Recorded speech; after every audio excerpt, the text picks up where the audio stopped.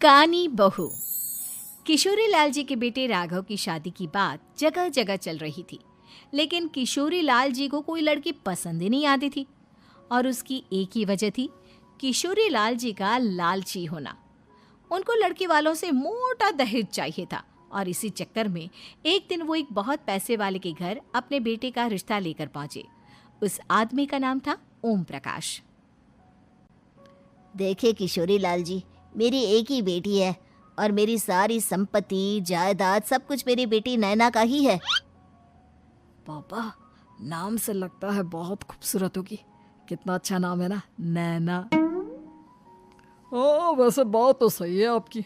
अब इतना पैसा है, जमीन जायदाद है, इकलौती बेटी, आप भी क्या करेंगे? सब कुछ उसे ही देंगे ना। बिल्कुल ठीक पहचाना आपने। बस बेटी की शादी और सारी जायदाद उसके नाम। पापा, बिना देखे हाँ कर दीजिए ना। इतना अच्छा रिश्ता फिर कहाँ मिलेगा? माला माल हो जाएंगे हम। मैं अपनी बेटी को बुलाता हूँ। अरे नहीं नहीं नहीं नहीं, आपकी बेटी का नाम नैना है, सुनकर ही लगता है बहुत सुंदर होगी। रहने दीजिए अंकल, मैं तो आपकी बेटी के नाम से ही इतना खुश हो गया हूँ कि उसे बिना देखे शादी करने को तैयार हूँ। अब तो मैं उसका चेहरा सीधे शादी के बाद ही देखूंगा। और इस तरह राघव नैना का चेहरा नहीं देखता और उससे शादी कर लेता है। शादी के बाद अपनी सुहाग रात पर जब राघव नैना का घूंघट उठाकर देखता है तो नैना की आंखें बंद थी। कितनी खूबसूरत हो तुम नैना, जरा अपनी आंखें खोलकर मेरी तरफ देखो तो सही। नहीं, मुझे शर्म आती है। अरे, मैंने तुम्हें शादी से पहले भी नहीं देखा, और अब अगर तुम आंखें खोलकर मुझे देखोगी भी नहीं तो मुझे अच्छा कैसे लगेगा? इससे पहले कि नैना अपनी आंखें खोलकर राघव की तरफ देखती, अचानक से लाइट चली गई और राघव नैना को पूरी तरह से देख भी नहीं पाया। अगली सुबह नैना राघव के लिए नाश्ता बनाकर लेकर आई। अरे ये क्या, आधा पराठा सेका हुआ है और आधा बिल्कुल कच्चा। ये तुमने क्या किया नैना? बहू, तुमने क्या आधा पराठा तवे से नीचे लटका कर रखा था, जो आधा सेका है और आधा कच्चा? मुझे जितना दिखेगा उतना ही तो सीखूंगी ना पापा जी। जहाँ जहाँ मुझे नजर आ रहा था वहाँ मैंने सीख लिया, जहाँ जहाँ नहीं दिखा वहाँ कच्चा रह गया होगा। इसका क्या मतलब है? ये कैसा मजाक कर रही है तुम? अरे बहू, तुमने इतना लंबा घूंघट क्यों लगाया हुआ है? देखो, हमारे घर में बहुओं को बेटी की तरह रखा जाता है, और फिर तुम तो इतना सारा माल लेकर आई हो। देखो, ये घूंघट डालकर रखने की कोई ज़रूरत नहीं है। हाँ नैना, पापा जी ठीक कह रहे हैं, तुम तो आराम से रहो, अपना ही घर समझो। नैना अचानक से अपना घूंघट उठा लेती है। अरे ये क्या पापा, नैना की तो एक आंख फूटी हुई है। नाम से नैना, लेकिन ये तो कानी बहू निकली। मेरे साथ धोखा हुआ है, धोखा। बिना दिखाए अपनी कानी लड़की मेरे संग ब्याह दी। मुझे कानी बीवी नहीं चाहिए। मुझे अभी ओम प्रकाश जी से बात करनी पड़ेगी। आखिर उन्होंने मेरे साथ ऐसा किया क्यों? अरे, आप लोगों ने ही तो पापा से कहा था कि आप लोग शादी से पहले मुझे देखना नहीं चाहते। अब मेरे पापा पर क्यों इल्जाम लगा रहे हैं? अरे लेकिन उन्हें बताना तो चाहिए था ना कि तुम कानी हो, एक आंख से तुम्हें दिखाई नहीं देता।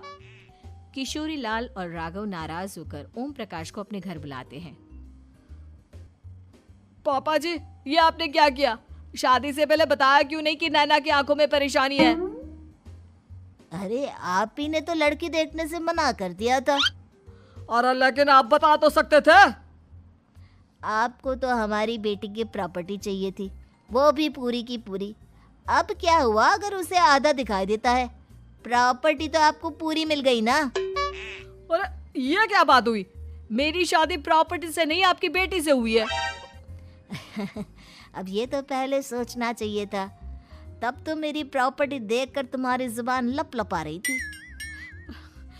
लेकिन मैं कानी लड़की को अपनी बीवी बनाकर नहीं रख सकता। पापा, कुछ करिए ना आप। हाँ, करता हूँ। देखिए ओम प्रकाश जी, आप हमारे साथ ऐसा नहीं कर सकते। और तुम देखो, अगर तुमने मेरी बेटी से शादी तोड़ी ना, तो जो भी प्रॉपर्टी मैंने तुम्हें दी है वो तो पूरी की पूरी वापस ले ही लूँगा, और आधी प्रॉपर्टी तुम्हारी भी लूँगा। अरे मेरी आधी प्रॉपर्टी भला क्यों लेंगे आप? इसलिए क्योंकि मेरी बेटी को आधा नजर आता है और उसकी नज़र अभी तक तुम्हारी आधी जायदाद पर ही पड़ी है। अब तुम उसे घर से निकालोगे तो कुछ तो लेकर जाएगी ना। और अगर हम आपकी बेटी को अपने घर की बहू बना कर रखे तो? तो तुम्हारी पूरी प्रॉपर्टी तुम्हारी ही रहेगी, और जो मैंने तुम्हें दिया है ना, उसमें से बस मैं आधा लेकर जाऊंगा। अरे लेकिन अब आप अपनी दी हुई प्रॉपर्टी में से आधी वापस क्यों लेकर जाएंगे? अगर मैं आपकी बेटी को अपनी पत्नी बनाकर रखने को तैयार हूं तो? इसलिए ताकि भविष्य में अगर तुम मेरी बेटी को धोखा दो तो उसके पास कुछ तो रहे जो पति का हो। वैसे मेरे पास तो बहुत कुछ है, लेकिन अपने पति की कोई निशानी तो उसके पास होनी चाहिए ना। अब अगर तुमने मेरी बेटी को कानी कहा तो तुम्हें प्रॉपर्टी भी कानी ही मिलेगी, पूरी नहीं। जमाए राजा। किशोरी लाल और राघव समझ चुके थे कि वो बुरी तरह फंस चुके हैं और अब उनके पास वहां से निकलने का कोई चारा नहीं है। अब समझ में आया ना, लालच बुरी बला होती है। एक तो तुम्हें प्रॉपर्टी मिली, ऊपर से बीवी मिली, उसमें तुम्हें नखरे भी दिखाने हैं। आए बड़े, चुपचाप बैठो दोनों।